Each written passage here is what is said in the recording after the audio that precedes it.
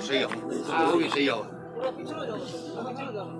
मेरी बहुत ही प्यारी राष्ट्र की नेता, कांग्रेस की वरिष्ठ नेता, उत्तराखंड की प्रभारी और पूर्व मंत्री, केंद्र मंत्री रही हुई, हमारे प्रदेश की अध्यक्ष रही हुई और हरियाणा प्रदेश की बहुत ही कर्मठ जानी मानी नेता, मेरी बहुत प्यारी प्यारी छोटी बहन शैलजा जी, आपकी लाडली बेटी श्रुति चौधरी जी, आज जेजेपी छोड़कर जिन्होंने ज्वाइन करी है, कांग्रेस पार्टी में आस्था जताई है, हमारा भाई महेंद्र जी और इनके पिता चेयरमैन साहब, सारे के सारे मंच पर विराजमान सभी बहुत से सम्मानित मंच, सबके नाम लूंगी भाई, किसी का रह गया तो मुश्किल हो जाओगी,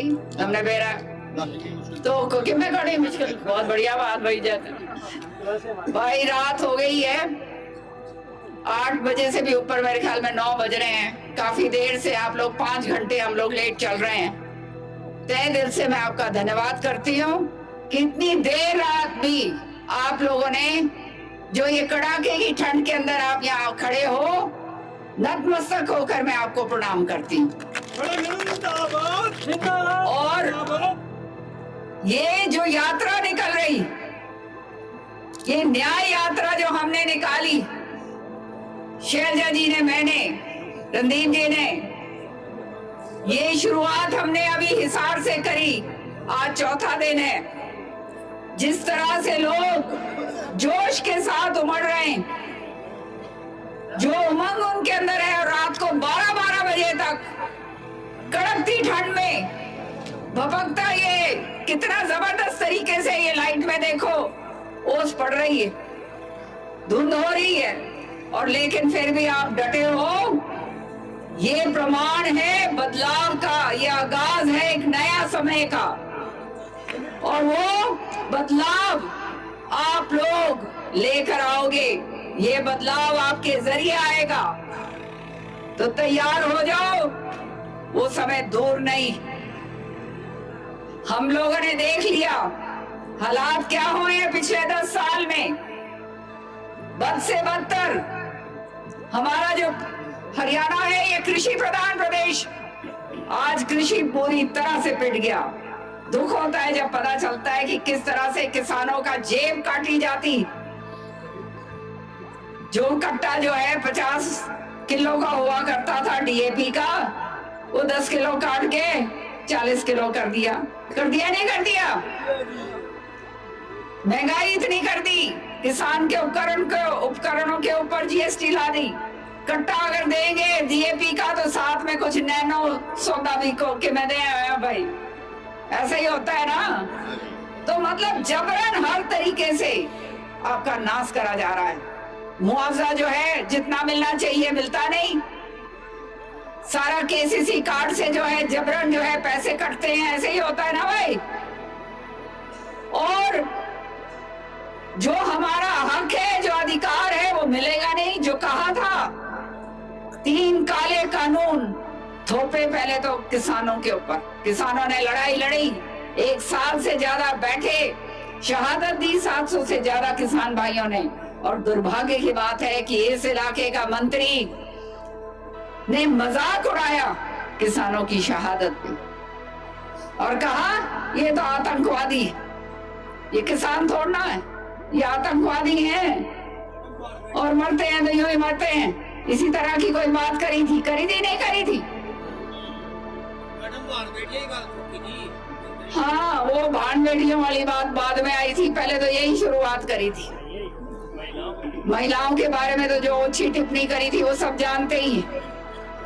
खैर, बात कहने की है कि इन्होंने जब वो कानून हटाए तो वायदा करा था कि एमएसपी को कानूनी दर्जा, वैधिक दर्जा दिया जाएगा। बताओ भाई, आज तक किसानों तुम्हारे को वैधिक दर्जा मिला एमएसपी का? नहीं मिला।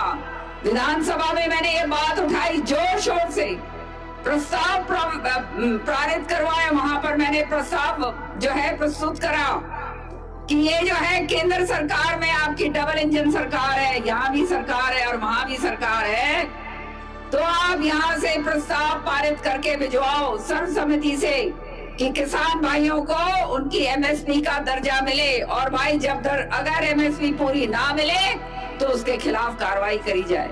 कोई गलत काम करा क्या मैंने? नहीं करा ना, किसानों के हित की बात करी।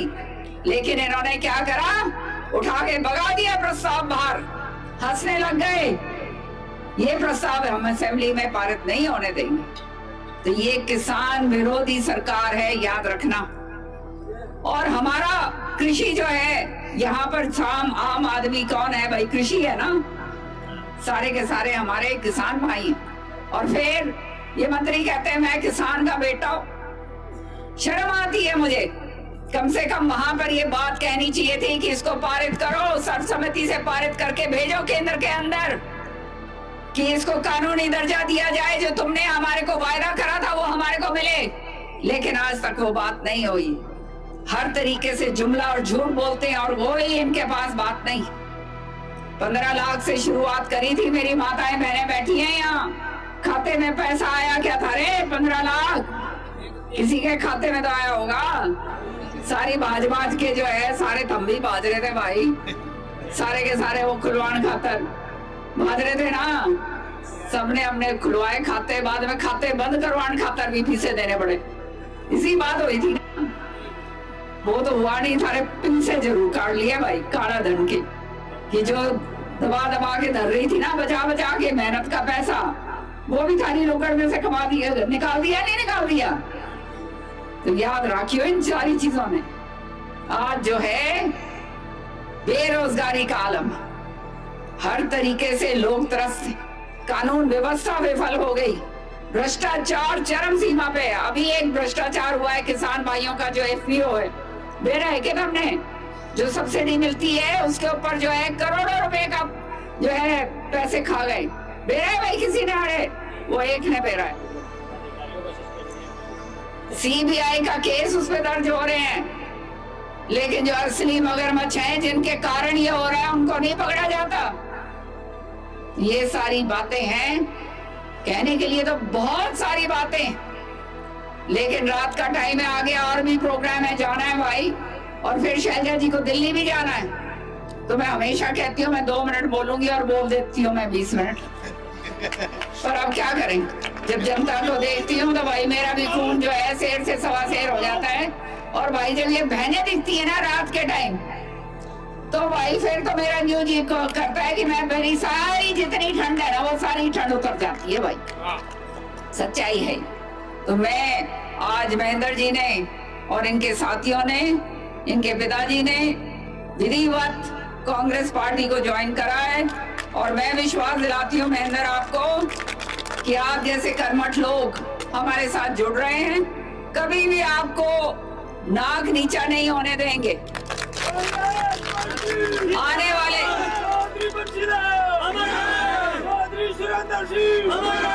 ये आने वाले समय में मेहनत करो, और जो मेहनत करेगा भाई हम उनमें से हैं। मैं और शैलजा जी भाई पीछे नहीं छोड़ते, उसने आगे लेके जाते हैं।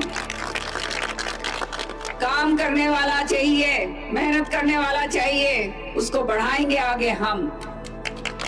तो इस बात की चिंता ना करियो, दिल खोल के काम करो और दिल खोल के हम आपका साथ देंगे। बिल्कुल किसी बात की चिंता नहीं। आप अपना घर छोड़ के आए हो तो ये मत सोचना कि घर छोड़ा है, ये सोचो कि एक ऐसे घर के अंदर प्रवेश करा है जहां आपको झूठ नहीं मिलेगी, जहां आपको लारे लपे नहीं मिलेंगे, जहां आपको आपकी मेहनत का फल जरूर मिलेगा।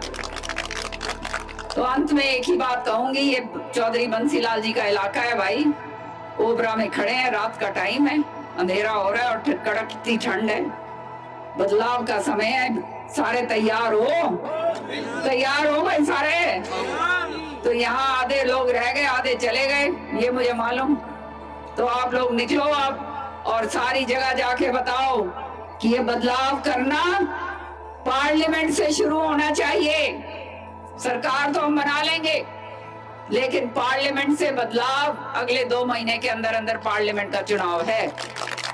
चौधरी बंसीलाल जी का इलाका है, सुरेंद्र जी का इलाका है, और बंसीलाल जी बहुत फख्र करा करते थे भाई लोहारू पे। बहुत ही उनका निजी तरीके से कहते थे कि भाई ये मेरे लोग हैं। तो आपका मान सम्मान रखने के लिए मैं और श्रुति यहाँ मौजूद हैं, और चिंता ना करो भाई। तुम जानते हो कि भाई डरे कोनी भाई किसी दे, उल्टा काम हम करें कोनी, लारे लपे हम दें कोनी, और भाई नियत ईमानदारी के साथ काम करना है थारे दौरे। तुम दोगे तो चुटकार के भाई और खुद के काम थारे देंगे कर।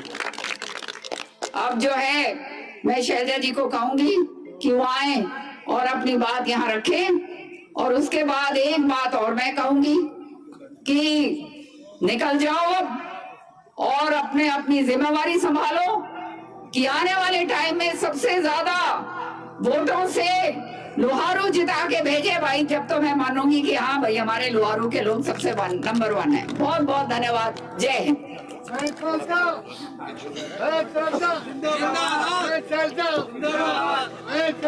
हमारी बहुत ही वरिष्ठ नेता, पूर्व में दिल्ली की स्पीकर रही, हरियाणा में बहुत ही सीनियर मंत्री रहे, विपक्ष की नेता रही, वर्तमान में हमारी विधायक हैं बड़ी बहन किरण चौधरी जी, हमारी छोटी बहन, सबकी प्यारी, आप लोगों की नेता भी हैं, आपकी सांसद रही हैं श्रुति चौधरी जी। इनका काम करने का तरीका मैंने देखा। सांसद थी तब भी जगह जगह जाकर हर मंत्री से मिलकर इलाके के लिए काम किए। और 2 दिन से मैं सुन रही हूं, महेंद्रगढ़ से शुरू हुए हम नारनौल से, हर जगह जहां भी गांवों में गए, शहरों में गए, सबने कहा कि श्रुति जी ने कहीं पीने के पानी की व्यवस्था की, कहीं सिंचाई के पानी की व्यवस्था की, कहीं सीवर की व्यवस्था की।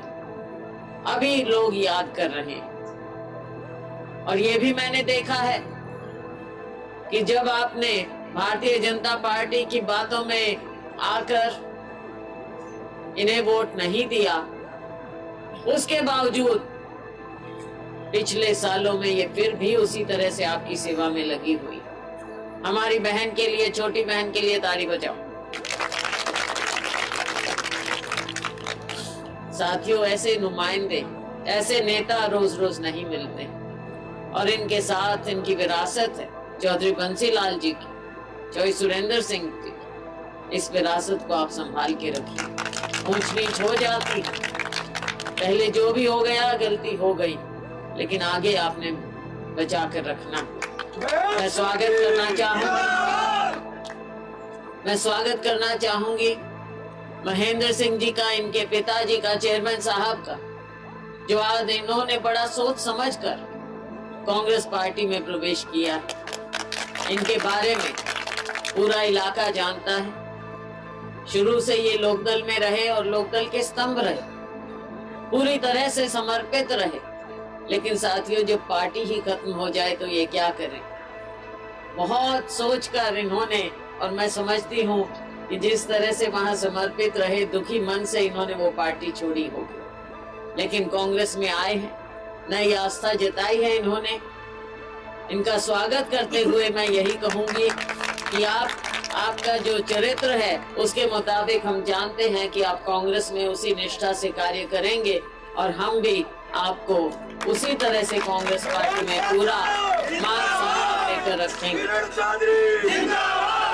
साथियों, देर बहुत हो गई है, कई घंटे लेट आए हैं, ओस कैसे बरस रही है, धुंध के बादल इधर से उधर जा रहे हैं। मैं जानती हूँ बहुत देर से मेरी माताएं बहनें बैठी हैं, आपको भी घर जाना है। लेकिन आपका उत्साह यहाँ पर इतनी देर से आपको रोक के रखा है। कांग्रेस पार्टी के प्रति आज के दिन जरूरत भी है साथियों, मेरी बहनों, कि समय में बदलाव आए, एक व्यवस्था का बदलाव हो। बहुत देख लिया जुमलेबाजी, बहुत देख ली झूठी बातें, बहुत देख लिए सब्ज बाग, अब असलियत पर आना चाहिए। चुनाव आता है तो भारतीय जनता पार्टी, इनके नेता तरह तरह की बातें करते हैं, कभी जाति की नाम करेंगे, बात करेंगे, कभी धर्म की। और आज के दिन वर्तमान में सबसे बड़ा मुद्दा इन्होंने क्या उठाया? भगवान राम का, मंदिर का। भगवान राम तो आपके भी हैं, हमारे भी हैं, सबके हैं। क्या भारतीय जनता पार्टी का ठप्पा लगाया क्या उनके ऊपर? सरपंच साहब, क्या उनसे सर्टिफिकेट लेके आओगे सरपंच साहब कि भारतीय जनता पार्टी और आरएसएस भगवान राम का सर्टिफिकेट देगी? कौन लेगा सर्टिफिकेट? सबके मन में है, राम तो सबके मन में है, कण कण में राम बसा हुआ है। तो अब इनकी बातों में फिर से नहीं आना है। हमारा भगवान हमारे दिल में, हमारे घर में बसता है, तो इसलिए हमने इन बातों में नहीं आकर असली मुद्दों पर आना है। असली मुद्दे लेकर राहुल गांधी जी और हमारे राष्ट्रीय अध्यक्ष मल्लिकार्जुन जी खड़गे निकले हुए। राहुल जी अपनी यात्रा कर रहे, पहले उन्होंने भारत जोड़ो यात्रा की, 3500 किलोमीटर से ज्यादा पैदल चले। आपको कोई याद आता है कि कोई पैदल इतना चला हो पूरे देश में? कन्याकुमारी से लेकर कश्मीर तक पहले किसी ने नहीं किया। और अब आपके लिए निकले, आपको न्याय दिलवाने के लिए। अभी मेरी बहन किरण जी ने बड़े डिटेल में बताया किसान के साथ कैसे धोखा हुआ और अभी भी हो रहा, मजदूर के साथ कैसे धोखा हुआ, गरीब के साथ, दलित के साथ, पिछड़े के साथ, मेरी माताओं बहनों के साथ, मेरे नौजवान भाइयों के साथ। मुद्दा है बेरोजगारी का, मुद्दा है गरीबी का, मुद्दा है पहचान पत्र का, मुद्दा है किसान पत्र का, मुद्दा है बीमा योजना का। मुद्दे बहुत हैं, लेकिन क्या उनकी बात कोई करता है? आज आप लोगों की बात उठाने के लिए राहुल जी निकले हैं, आपको न्याय दिलाने के लिए न्याय यात्रा कर रहे हैं। और हम राहुल गांधी जी का अनुसरण करते हुए हरियाणा में कांग्रेस संदेश यात्रा लेकर आए, जिसके तहत आपको इतनी देर गए, आज यहाँ तकलीफ दी, लेकिन आपके चेहरों से लग रहा है कि आप ये संदेश समझ रहे हैं।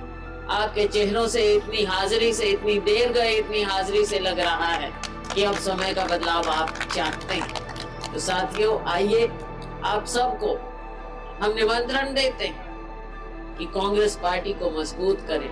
कांग्रेस पार्टी को मजबूत करने का मतलब होगा कि फिर से आपकी अपनी सरकार आए। केंद्र में हमने कांग्रेस को लाना है। इस झूठी सरकार को, इनके दिन लग गए हैं, इनको घर वापस भेजना है। 10 सीट हरियाणा की पिछली बार हम नहीं जीत पाए, इस बार हमको 10 की 10 सीट जीतनी और समय आएगा, उसके फौरन बाद, समय निकलते देर नहीं लगती, विधानसभा का चुनाव आ जाएगा, उसमें भी हमारी सरकार बनेगी, प्रचंड बहुमत से बनेगी और फिर से आपके रुके हुए काम पूरे होंगे। आप इतनी देर से यहाँ पर बैठे, आपने इतना स्वागत किया, आपका मैं तहे दिल से धन्यवाद करती हूँ। बहुत बहुत धन्यवाद। जय हिंद।